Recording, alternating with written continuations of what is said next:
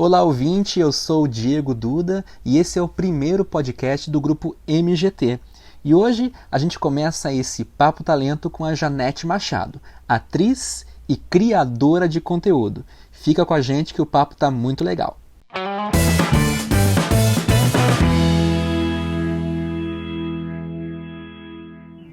Janete, primeiramente, muito obrigado por aceitar o convite aqui de participar da primeira gravação do nosso podcast, né, estreando o podcast do Grupo MGT e o nosso Papo Talento. Seja muito bem-vinda. Obrigada, Diego. Fico muito feliz também por ter sido convidada. Janete, eu queria que antes da gente começar a conversar sobre o trabalho de um influenciador, você se apresentasse, falasse o que você faz e por que você tem aí essa autoridade, esse conhecimento sobre influencer, especialmente no Instagram. Então, eu sou atriz, antes de mais nada, e sou influenciadora digital. Eu comecei nisso num momento da minha vida em que eu estava bem perdida com relação ao trabalho, com relação a tudo. Tinha perdido o emprego, tinha terminado um noivado, não sabia o que fazer. E aí, finalmente, comecei a trabalhar o meu Instagram, uma coisa que eu tinha vontade de fazer há muito tempo. E que eu não fazia porque eu tinha vergonha. Achava que as pessoas iam julgar e tudo mais. E nesse momento eu resolvi começar. E a partir daí as coisas foram acontecendo na minha vida. Eu comecei a estudar muito, comecei a procurar cursos, mentorias. Atualmente, inclusive, eu faço um MBA em marketing e redes sociais. E as coisas foram acontecendo de uma forma que hoje em dia as redes sociais são a minha principal fonte de renda e também me ajudam muito no meu trabalho enquanto atriz. Eu, inclusive, cheguei a ter um quadro na televisão, num canal local, por conta do meu Instagram, porque eles me viram por lá e gostaram e me chamaram para participar. E o Instagram, assim, foi fundamental. Eu estudei e ainda estudo redes sociais de uma forma geral, mas me identifico melhor com o Instagram. Então acabo me nichando e me falando um pouco mais sobre o Instagram, que é o que eu curto mais. Muito bem, o pessoal talvez escute aí um carro passando, pode ser que isso aconteça, porque a gente nesse tempo de pandemia não grava podcast no mesmo estúdio, né, gente? Então, a gente grava tudo à distância aqui. Antes de eu chegar um pouquinho, Janete, no trabalho seu no Instagram especificamente, a gente falar um pouquinho mais sobre essa rede social, uma coisa que você conversou comigo um pouco antes da gente fazer essa entrevista é a gente falar o que é o trabalho de um influencer, né? Porque muita gente confunde o trabalho de influencer. Eu acho que o trabalho de influencer é a nova mina de ouro do trabalho artístico. Fala pra gente, o que é esse trabalho de um influencer ou de um influenciador? Eu acho que na realidade, mais do que querer ser um influenciador, o que você tem que querer é ser um criador de conteúdo. Ser um influenciador é uma consequência. As pessoas vão confiar em você, vão gostar do seu trabalho e a partir daí você vai influenciar elas. Mas isso não acontece do nada. Para isso você tem que gerar conteúdo e conteúdo de valor para essas pessoas. Um artista que já é conhecido da grande mídia, sei lá, um ator da televisão, um apresentador, ele vai influenciar nas redes sociais sem precisar gerar um conteúdo de tanto valor, porque as pessoas já confiam nele, já gostam do trabalho dele na televisão, no rádio, em outras mídias. Quando a gente surge especificamente da internet, a gente é um criador de conteúdo. A gente tem que conquistar as pessoas através desse nosso trabalho de criação de conteúdo, para aí elas confiarem e nós realmente influenciarmos elas. A gente não escolhe, hoje eu vou influenciar alguém. Isso é uma consequência do seu trabalho enquanto criador de conteúdo. E, assim, é um trabalho. É um trabalho muito novo, muito recente, mas é um trabalho. Não é uma coisa que eu vou postar uma selfiezinha minha hoje, aí daqui a uma semana eu vou postar o meu look do dia e receber várias coisas de graça e dinheiro, e agora eu vou ficar muito rico e famoso. Não é assim que as coisas acontecem, como qualquer trabalho, ainda mais esse trabalho artístico, trabalhos que são mais recentes também, que as pessoas ainda não veem efetivamente como um trabalho. As pessoas, por ser uma coisa divertida, uma coisa legal, as pessoas às vezes acham que não é uma profissão. Principalmente por isso, a gente tem que ter uma dedicação muito maior, a gente tem que ter um estudo muito maior, para provar que realmente isso existe, que isso não é uma brincadeira. Você acha que a gente ainda está nessa fase de provar a profissão? Quer dizer, eu vejo muito comentário que às vezes diminui. Essa aqui é uma influencer. Acho que até por isso que você falou, né? A pessoa acha que só postar uma foto, acho que já é uma influencer. Você acha que a gente tem ainda que provar que isso é uma profissão? Eu vi esses dias que tem um estudo que 70%, se eu não me engano, é uma porcentagem muito alta, dos brasileiros que têm Instagram colocam na bio digital influencer. 70%, é uma quantidade assim absurda. Pode ser que eu tenha errado a porcentagem, mas é uma bem, bem alta também. E é uma coisa surreal, porque a pessoa tá dizendo que ela é influenciadora e quando você vai olhar o perfil dela, não tem nada além das fotos dela de família e selfies dela, as coisas que ela acha bonitas, legais. E não é isso, gente, não é isso o trabalho. As pessoas não sabem o que é e já começam a se autodenominar. E isso ferra o nosso trabalho enquanto influenciador, enquanto criador de conteúdo, né? Mas eu acho que é assim com várias profissões, até do ramo artístico, né? Aquela pessoa que nunca fez um curso de teatro e diz que é ator. Aquela pessoa que... você pode querer muito, você pode ser um aspirante a isso. E muito bacana, mas você não pode se autodenominar sem realmente saber o que é o trabalho e fazer o trabalho. Tem muita gente, e agora falando um pouco do trabalho de ator, porque nós dois somos atores e sabemos disso, que se autodenomina ator, ou que se fala, não, eu sou ator porque eu tenho talento, porque para ser ator tem que ter talento. E a gente sabe que para ser ator não tem que ter talento, para ser ator você tem que ter estudo, dedicação. Então, existe uma formação para se tornar ator. Existe um processo, existe uma caminhada que alguém tem que fazer para que possa olhar no espelho um belo dia e falar, poxa, agora eu sou um ator. Existe essa caminhada hoje no mercado de influencers? Existe uma trajetória ou ainda está muito aberto, ainda está muito incerto o que eu tenho que fazer para ser um influenciador? Na verdade, não existe uma coisa oficial do tipo, eu preciso ter um registro, eu preciso fazer uma faculdade, fazer um curso profissionalizante. Não tem muito isso. Mas a gente precisa saber de muitas coisas. A gente precisa realmente estudar a fundo, tanto a questão de marketing de conteúdo, como a questão também de edição, captação de vídeo, captação de imagem, de áudio, criatividade. É um trabalho que é muito amplo. Exatamente por ser criação de conteúdo, o que é conteúdo? Tudo pode ser um conteúdo, contanto que você saiba executá-lo.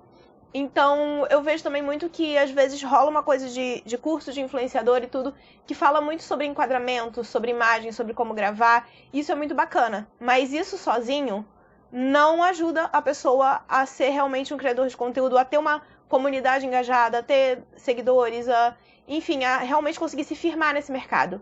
Ela cria conteúdos esteticamente bonitos, mas é só isso, ela não cria uma audiência. Isso vira, no máximo, um curso de videomaker ou de fotógrafo, de alguma forma, né? Exatamente. A parte técnica. Exatamente. Obviamente, enquanto influenciadores, a gente tem que ter uma gama de conhecimentos, porque normalmente a gente começa sozinho. Depois de um tempo, a gente pode ter uma editora, a gente pode ter um assessor, a gente pode ter várias coisas. Mas, na maioria das vezes, o influenciador ele começa sozinho, ele é um empreendedor.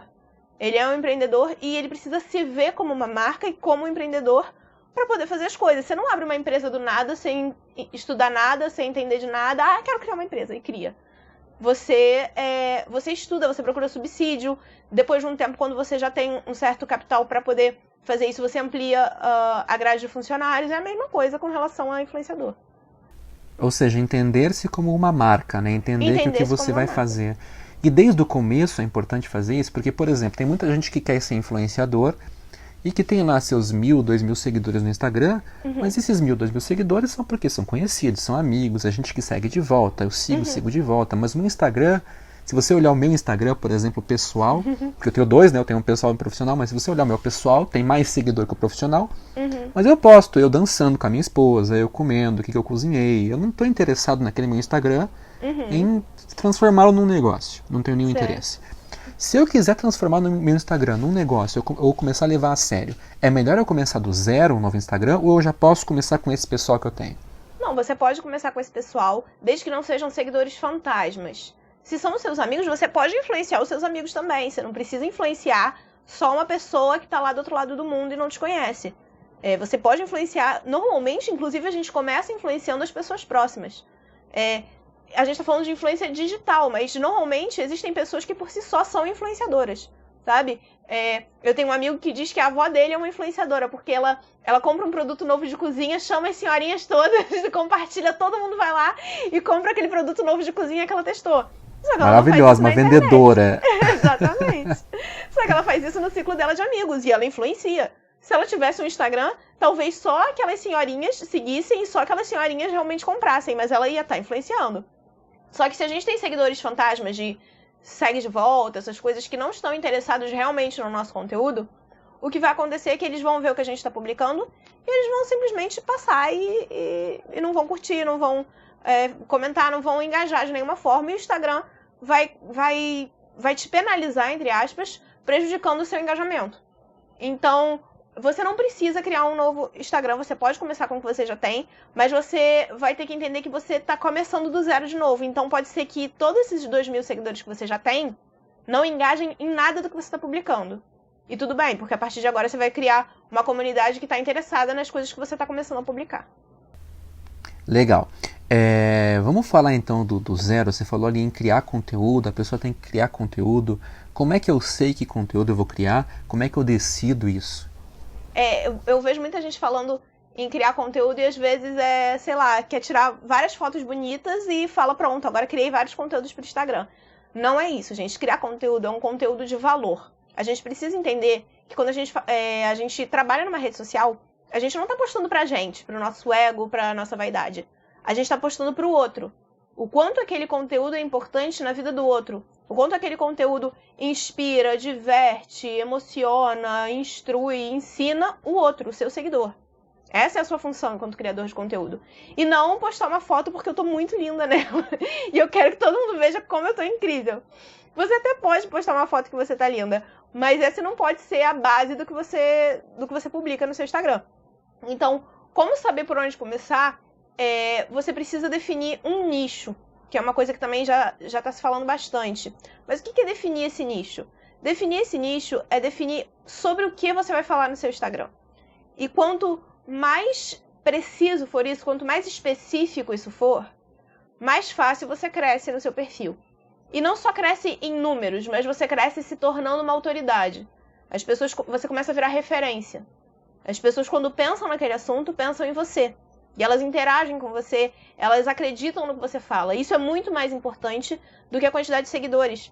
Tem uma moça, Dani Almeida, que eu fui mentoranda dela, e ela tem uma frase que eu acho incrível, que ela fala: você quer R$1 milhão ou 1 milhão de seguidores? Porque uma coisa não necessariamente está ligada à outra. Você pode ter 1 milhão de seguidores e não rentabilizar nada e não influenciar ninguém. E você pode ter R$1 milhão e uma comunidade que te segue, assim, independente do que você faça e do que você fale, e ter muito menos seguidores do que isso. Então você precisa descobrir o que você gosta de falar, o que as pessoas gostam de escutar e o que você sabe falar sobre. Tem que ser aquela coisa que você criaria esse conteúdo e falaria sobre esse assunto e discorreria sobre isso o dia inteiro, mesmo que não te pagassem um centavo. Aquela sua paixão, é isso que tem que ser o seu nicho. Ou seja, o prazer é fundamental na profissão, né? Sem prazer não tem como prosseguir. Não faz sentido. Se você não estiver gostando de criar conteúdo, gente, vai ser CTL, vai trabalhar de forma burocrática, vai trabalhar com outra coisa que não te requer tanto esforço para fazer acontecer. Você vai lá, vai ser contratado, pronto, bonitinho, vai bater seu cartão e no final do mês o salário vai estar lá na sua conta. É muito mais fácil do que você criar uma coisa nova, você ter que todo dia de manhã levantar e às vezes criar um conteúdo que não funciona, que você vai testar, vai retestar, até as coisas acontecerem, vai demorar. Sim, é mais ou menos o que a gente fala quando cita mais uma vez aqui o trabalho de ator, né? Sim. Eu quero fazer novela, mas se o teu objetivo final é fazer novela, não seja ator, porque a caminhada até lá vai ser muito sofrida para você. Exatamente. Imagina que para influenciador é a mesma coisa, eu quero ganhar dinheiro com rede social, mas se você não é apaixonado por rede social e pelo que você fala, vai ser um caminho muito tortuoso. E talvez por isso mesmo você não consiga sucesso, né, Janete? Justamente por não gostar. Com certeza, porque aquilo vai ser um fardo para você. É um trabalho muito grande, a gente tem que se organizar muito. Muitas vezes a família não vai acreditar, vão achar que você passa o dia inteiro no celular, eu o tempo todo na internet, e não entra dinheiro, o que você anda fazendo, sabe? Igual a questão do artista mesmo, eu acho que a questão do influenciador se assemelha muito à questão artística. Por isso que eu gosto muito de fazer esses links e que quando eu dou aulas, dou cursos, eu acabei me especializando em redes sociais para artistas. Que eu também vejo muito uma movimentação de artistas que acham que os produtores e as agências vão ver eles no Instagram, vão dizer, meu Deus, que pessoa linda, que pessoa incrível, eu vou contratar ele. E também tem essa ilusão de que isso vai acontecer e eu ajudo também a elucidar essa questão. Mais ou menos assim, o que você quer que as pessoas te ofereçam alguma coisa, então o que você tem a oferecer, né? Exatamente. Para você rir, você tem que fazer rir, também é o famoso ditado. Sim, com certeza. Janete, quem está começando na rede social, vamos dizer que eu escolhi meu nicho, já sei sobre o que eu vou falar, beleza, vou falar sobre culinária vegana árabe. Descobri que é isso que eu quero falar no meu Instagram. Qual é o principal erro que as pessoas cometem quando começam? Então, beleza, escolheu o nicho, mas eu tenho certeza que existem erros que as pessoas cometem que são clássicos, assim, que você já viu na sua caminhada. Eu acho que o primeiro erro que as pessoas cometem é, primeiramente, não pensar no outro. Isso que eu te falei. Não pensar no que vai agregar ao outro. É o que eu acho que eu devo postar, mas não o que vai ser interessante para o outro. Postar uma coisa que você acha facilmente no Google, que você encontra esse conteúdo com muita facilidade. Então esse conteúdo não é tão de valor assim. E você precisa pensar que algumas outras pessoas talvez falem de culinária vegana árabe. Então por que eu vou consumir o seu conteúdo sobre isso e não sobre o daquela pessoa que já está muito firmada no mercado? Você precisa ter um diferencial. Se eu jogar no Google prato árabe vegano e o primeiro prato que eu achar o que você ensinou, o seu conteúdo não é de muito valor. Porque eu acho isso com muita facilidade. Então esse é um erro bem clássico. É um erro clássico também as pessoas não conseguirem manter uma constância. Mais que uma frequência de postagem, do tipo a frequência ideal de postagem, você precisa manter a sua frequência.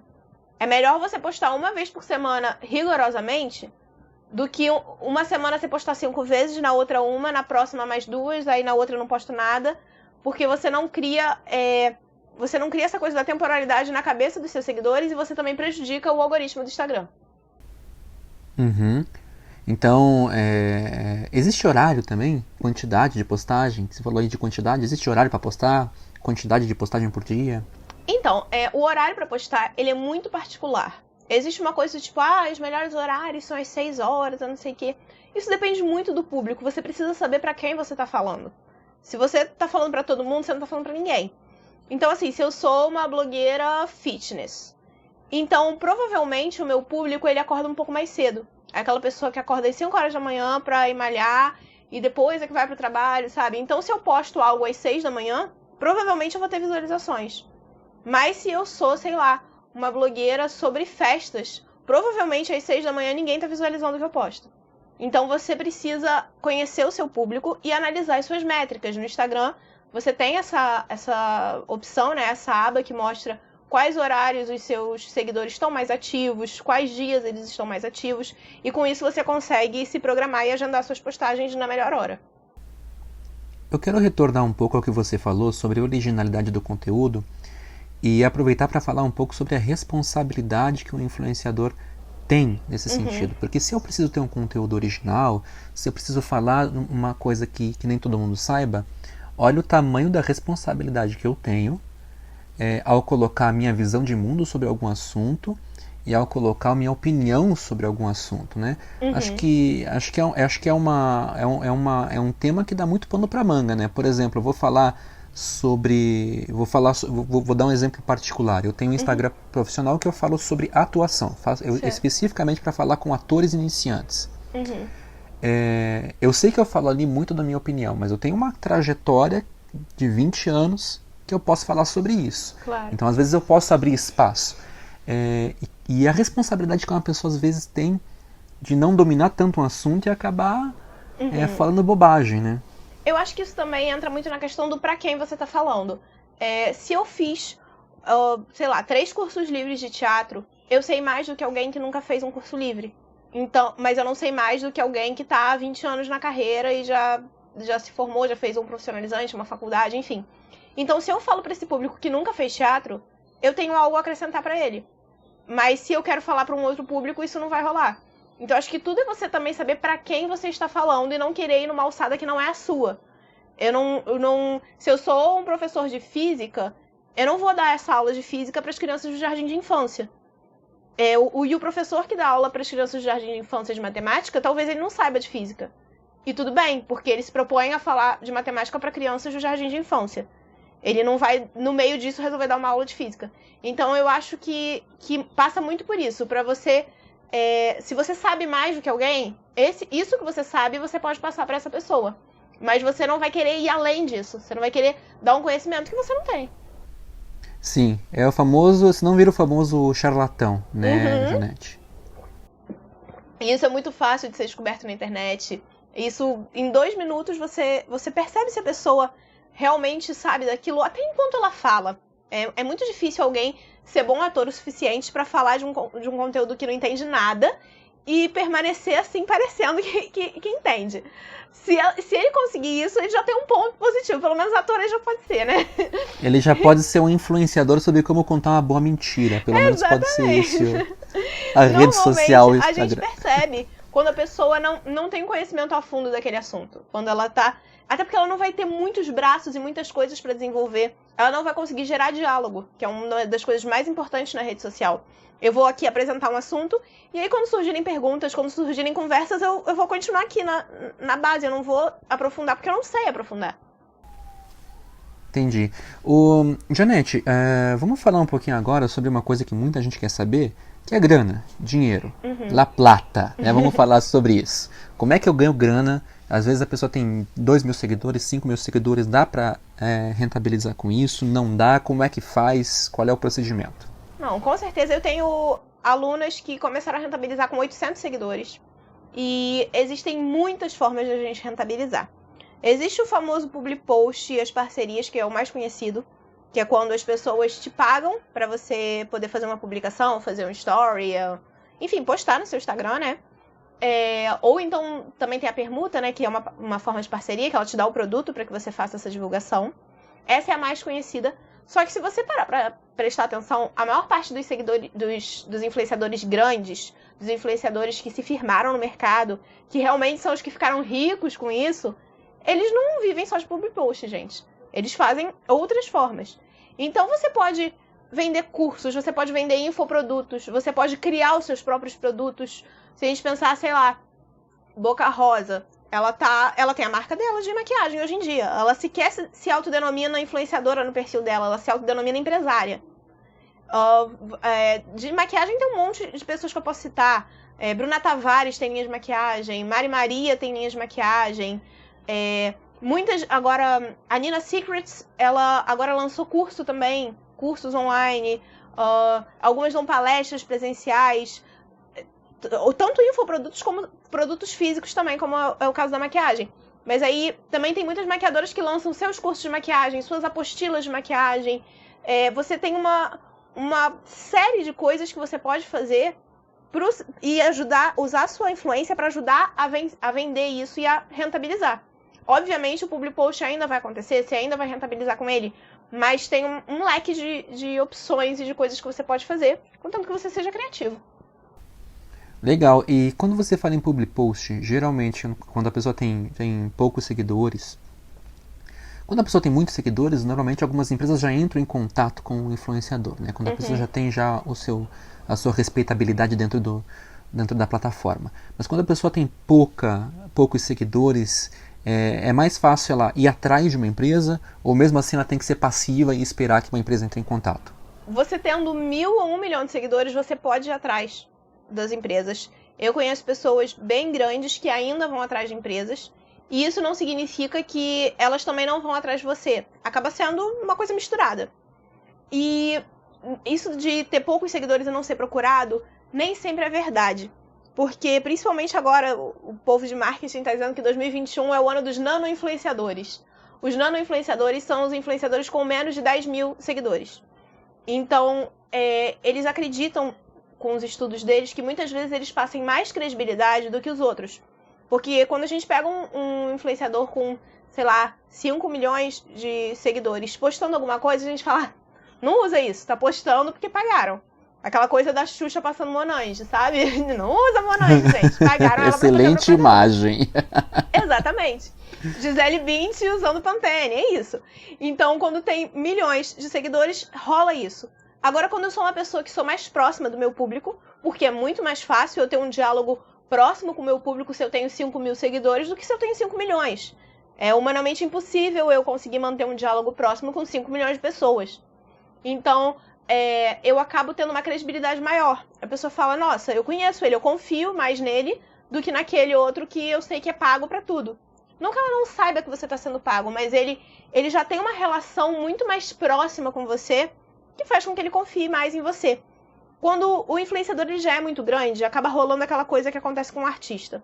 A pessoa começa a comprar e a consumir o que ele indica porque é fã e quer ser como, sabe? Eu compro o que a Larissa Manoela usa porque eu sou fã dela, eu quero ser como a Larissa Manoela. Não é porque eu confio no que ela tá falando, literalmente. Não é só por isso. Agora, quando eu compro o que outra pessoa tá falando que tem, sei lá, 10 mil seguidores, eu compro porque eu acredito na opinião dela. Eu acredito no que ela tá falando. Talvez eu não me inspire a um ponto de ser assim, meu Deus, quero usar tudo que ela usa. Mas eu acredito na opinião dela e no que ela diz, então eu compro. Essa é a diferença. Um influenciador que faz esse tipo de postagem, que tem um patrocínio, ele precisa avisar, mesmo sendo um nano-influenciador, ele precisa avisar que aquilo é patrocinado? Então, pela legislação precisa. Porém, existem algumas marcas, inclusive grandes, que pedem pra gente não sinalizar. Então, assim, é um pequeno problema. Eu já passei por isso, uma marca, inclusive, grande, não queria que a gente sinalizasse. Depois de um tempo, porque era uma campanha com vários influenciadores, a gente começou a discutir muito a respeito e eles autorizaram a gente a colocar lá parceiro de negócios, né? Mas aí o que eu fazia? Eles pediam pra não sinalizar como parceiro de negócios, mas eu colocava nas hashtags, eu colocava publi ou AD, alguma coisa que identificasse que era um public post. Muitas das vezes, quando, nesse caso, não tinha como, porque não era um produto que eu recebi e fui paga.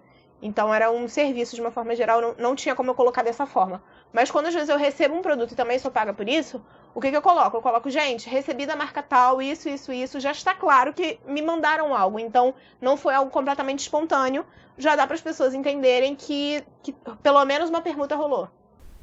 Uhum.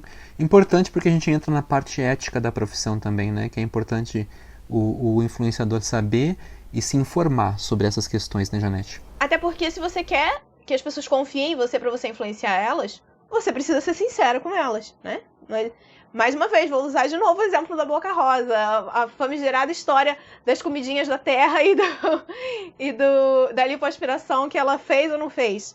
Ela disse que nunca tinha feito nenhuma cirurgia, emagreceu com as comidinhas da terra, e aí um belo dia vazou no áudio lá da rádio, ela perguntando pra mãe se ela contava ou não sobre a lipo. E todo mundo escutou.